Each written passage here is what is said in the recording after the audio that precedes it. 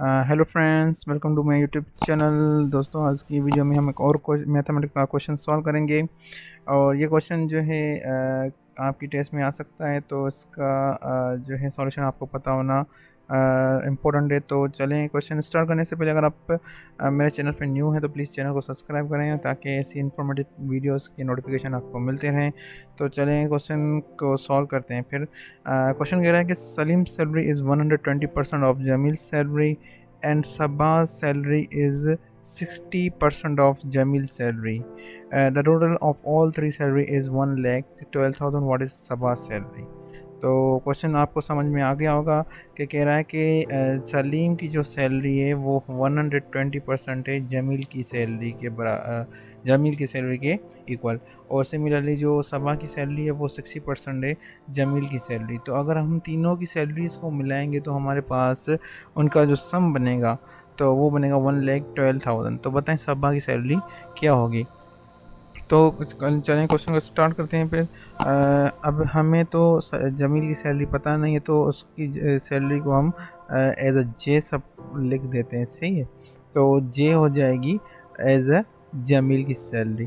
तो इस हिसाब से जो है सलीम की सैलरी क्या बन जाएगी, सलीम की मैं लिख देता हूँ एस एल। ठीक है, तो जे इंटू 120%। ठीक है, तो ये बन जाएगा कोई जैसे पैटर्न सलीम का, और सब्बा का बन जाएगा एस बी। लिख देता हूँ उसको एज शॉर्ट फॉर्म में, तो जे इंटू 60%।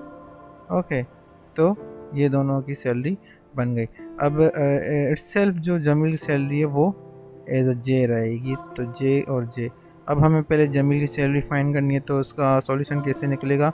तो एज जो क्वेश्चन में दिया गया है वो है 120% ऑफ जमील सैलरी इंटू जे।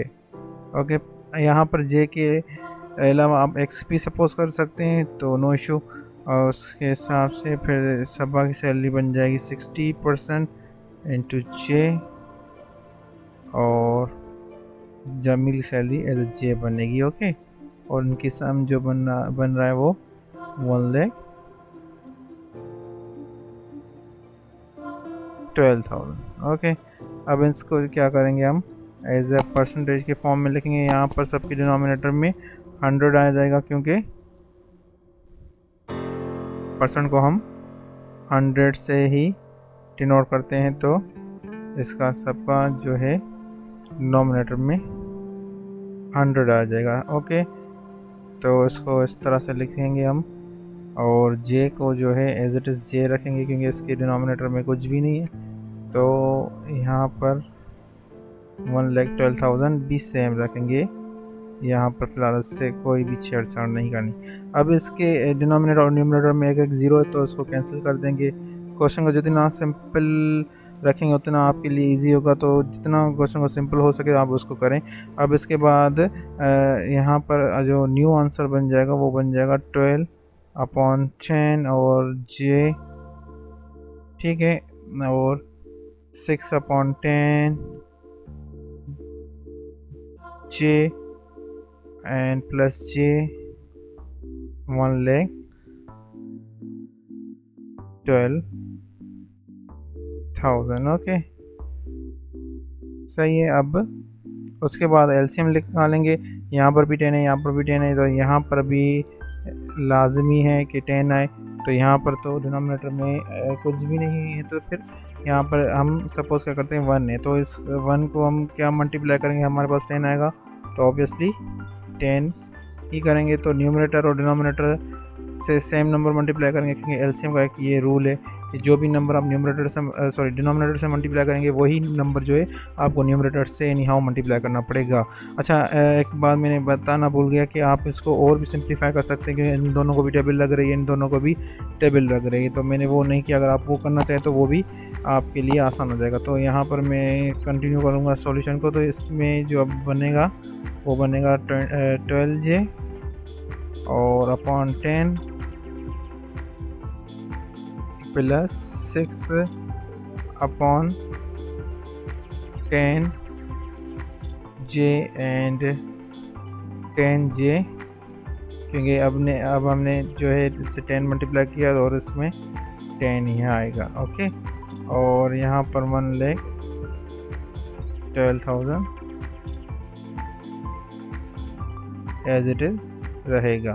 तो यहाँ पर भी 10 हो गया, यहाँ पर भी 10, यहाँ पर भी 10। तो इसको हम एक करके लिख लेंगे। और मोस्टली बच्चे क्या करते हैं, इन तीनों को प्लस कर देते हैं, डिनोमिनेटर को हम कभी भी प्लस नहीं करते। ठीक है, तो इसको वन क्वांटिटी कंसीडर किया जाता है, तो इसलिए इसको 10 रखेंगे। ठीक है, अब यहाँ पर 12, 6 और 10 ये अब जो है प्लस होंगे, तो इसका आंसर होगा 28 जे। ओके, यहाँ पर जो है एज इट इज़ रहेगा जो 1,12,000। अब यहाँ पर जो है 10 डिवाइड वहाँ पर जाके क्या करेगा, ऑब्वियसली मल्टीप्लाई करेगा। तो यहाँ पर 10 से मल्टीप्लाई करना मतलब कि एक ज़ीरो ऐड हो जाना, इतना इजी है 10 की टेबल। तो हमने क्या करना है, अभी इसमें बस एक ज़ीरो ऐड कर देना है और कुछ भी नहीं करना। तो हमारा ये मल्टीप्लाई हो गया। अब यहाँ पर 28 जे के साथ मल्टीप्लाई करें, वहाँ पर क्या करेगा, डिवाइड करेगा। ओके, 1 लाख,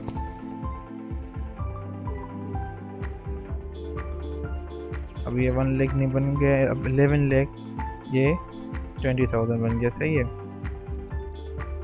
अब इसकी डिनोमिनेटर में 28 आएगा। अब 28 की टेबल 112 पे लगेगी। How many times, 4 times. बाकी जो रिमेनिंग ज़ीरोज़ हैं वो यहाँ पर लिख देंगे। ठीक है, इतना इजी है जस्ट। अब हमारे पास जमील की सैलरी क्या आ गई, 40,000।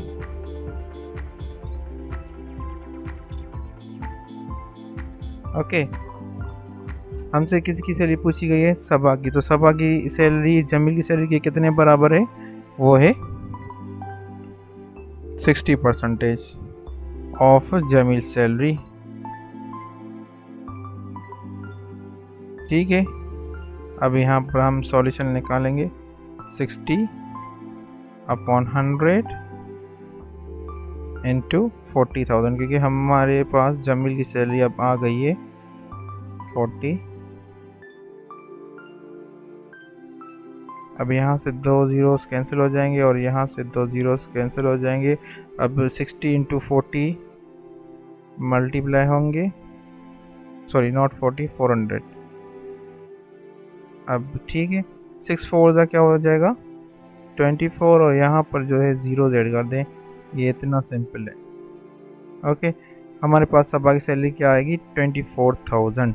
और अगर आपसे सलीम की सैलरी पूछी जाती है तो फिर आपको 120, यहाँ पर जहाँ पर 60 है वहाँ पर 120 रखोगे और आपका आंसर आ जाएगा सलीम की सैलरी। ठीक है, तो आई होप आपको ये क्वेश्चन अब समझ में आ गया होगा। तो एज ए होमवर्क मैं आपको एक और क्वेश्चन देता हूँ ताकि मुझे पता चल सके कि आपकी अंडरस्टैंडिंग कितनी हुई है, और इसका आंसर प्लीज़ कमेंट बॉक्स में बताइएगा मुझे।